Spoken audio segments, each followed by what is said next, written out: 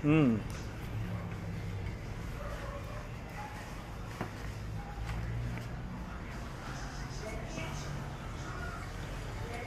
Tawag ka ni Tita Chon, kay Dennis. Umiihi.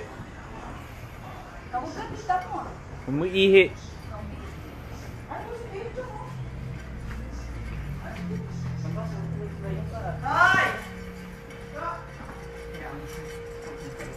Anong ibibigay mo, Tita Chon?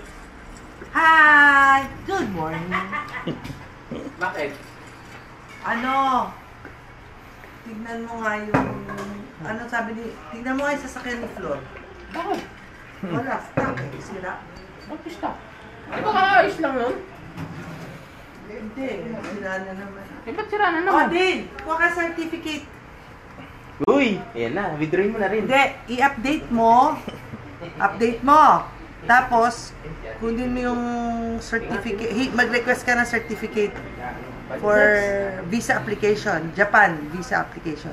Kahit kaninong teller doon. Okay? Yan sasabihin ko. Beautiful tita, rich tita. Ah! Sabihin ko. Ano sabihin ko?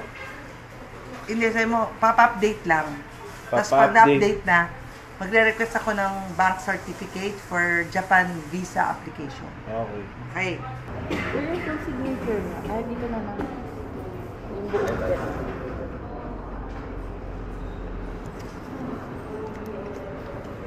Wait lang, sir.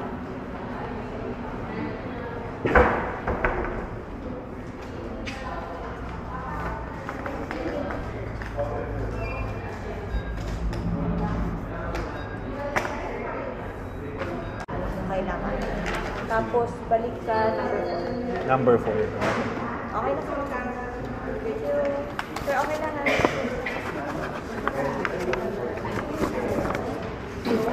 Yung number. Ay. Thank you. Bank statement. It's huge po.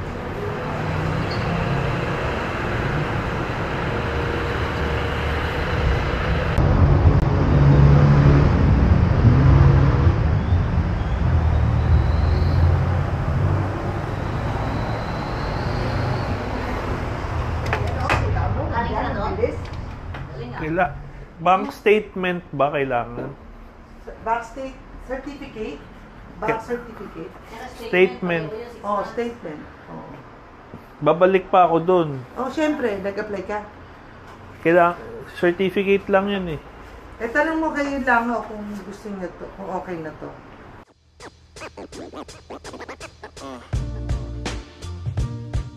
Yeah, yeah, yeah.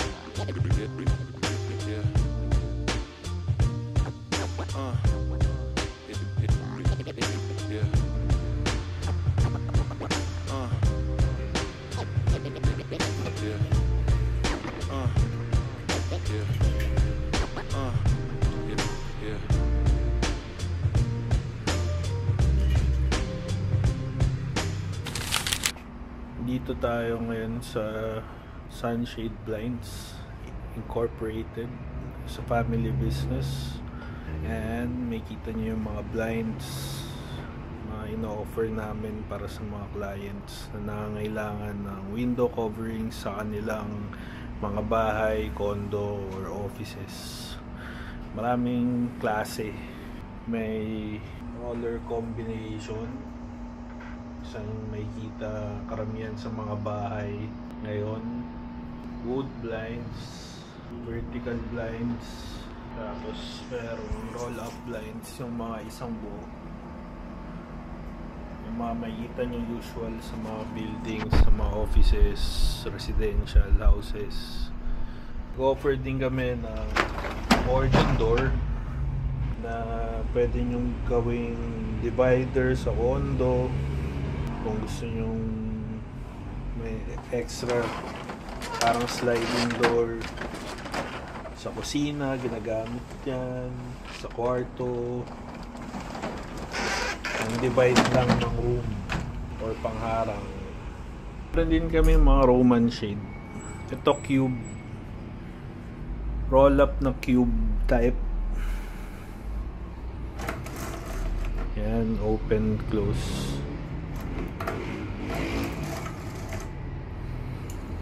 Made to order to. Depende sa sizes ng windows. Walang standard size. Depende talaga sa window size ng bahay nyo, or office or condo. So depende sa window opening. Tapos may service charge tayo. Hindi naman umaabot ng sobrang mahal yung service charge natin, magkano lang nun. And also may 1-year service warranty sa mga mechanical service parts, yung mga ganito.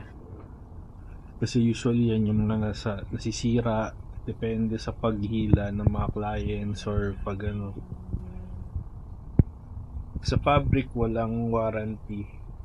Kung kailangan nyo ng mga window blinds, kontakin nyo lang ako.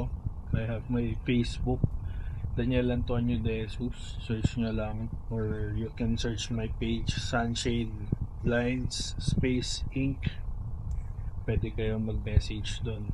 Hanapin nyo lang ako. Nagbibigay din ako ng discounts. Depende sa dami or kung ilang windows din yung kailangan lagyan or papagawa. Ayan. Pwede rin kayo pumunta dito sa office namin, sa showroom, mini showroom namin. Located naman tong showroom namin, office sa Imelda Ave, corner Karangalan Drive, Karangalan Village, Adore L CRV building. Tapos may kita nyo si Jessa, or hanapin nyo lang si Jessa, nandito lang siya, aming secretary. Matagal na tong Sunshade Blinds, mga 30 to 40 years na ata tong Sunshade Blinds, simula nung bata pa ako. So guys, ba kailangan nyo na ng mga window coverings sa bahay nyo or office, lalo na sa condo nyo, message nyo ako. Marami ngayon sa Facebook na nag-offer ng low quality window blinds na mas nakakamura. Kaso yun nga, madaling masira, depende sa quality. Yung sa amin naman, high quality Korean blinds. Maganda yung quality nung sa amin, and sa price naman sulit yung presyo na babayaran nyo sa quality nung makukuha nyo sa amin. So yun, hopefully maging client ko kayo.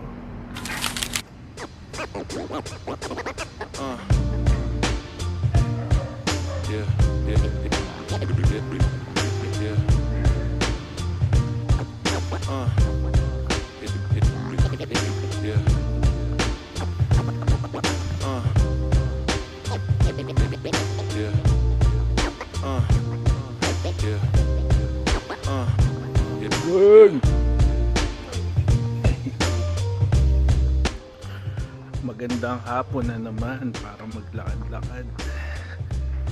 Isang magandang hapon. Another walking para sa pagbawas-bawas ng taba-taba. Sana hindi tayo gabihin, medyo maaga tayo nag-umpisa.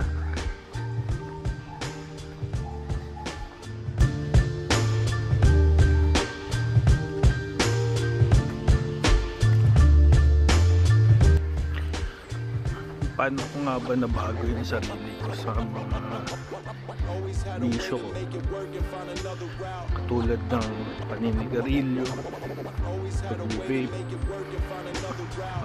pagsusugal, pagpupuyat, aming bagay. Paano ko nga ba siya nabago? Paano ko nadisiplina yung sarili ko na umiwas sa mga bagay na nakahadikan ko? Well, nagsimula yun sa hospital ako. Doon nagsimula lahat eh. So, masabi kung bakit ako na hospital, saka na confidential muna. Pero nung na hospital ako, doon bumalik yung disiplina ko. Matulog ng maaga, walang bisyo. Kasi nga nasa loob ka ng hospital, pumausap ng mga ibang pasyente. Makihalubilo. Yun. Yung disiplina, basta disiplina sa sarili. Yun yung number 1 na nabago. Hanggang dinala ko sa labas. Kasi 2 beses ako na hospital. Nung una, akala ko kaya na. Pero hindi pa pala.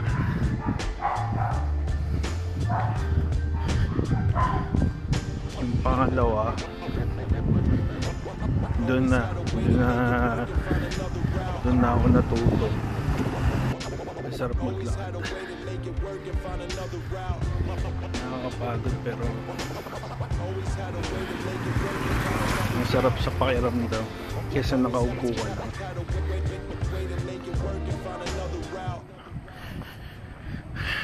Hindi ko pa masasabing totally nagbago na ako kasi medyo fresh pa, pero nakaset na sa utak ko na baguhin ang mga dapat mga baguhin sa akin para maging healthy, maging better man, may maayos na tao, na maayos na version mo, walang problema, para maging magandang role model sa anak ko, kay Damien, which is dapat talaga ginagawa ko dati pa. Madami akong sinayang na taon, madami akong sinayang na chances, pero hindi ko na para paglamayan yun or pag-isipan ng matagal or pagsisihan ng parati yun. Importante, pinabago mo kada araw, na ma-enhance mo yung sarili mo, na maging magaling ka sa bawat araw, na mag-improve ka.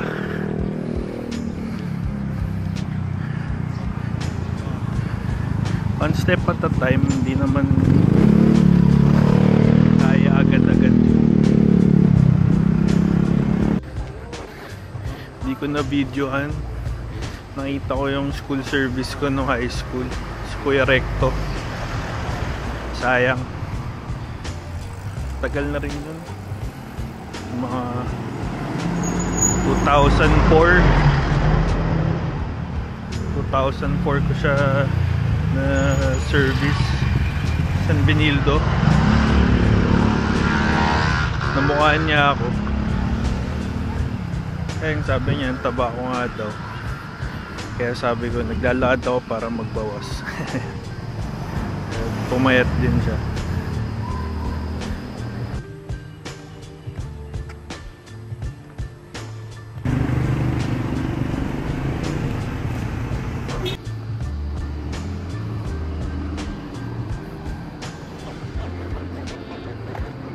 Michelle!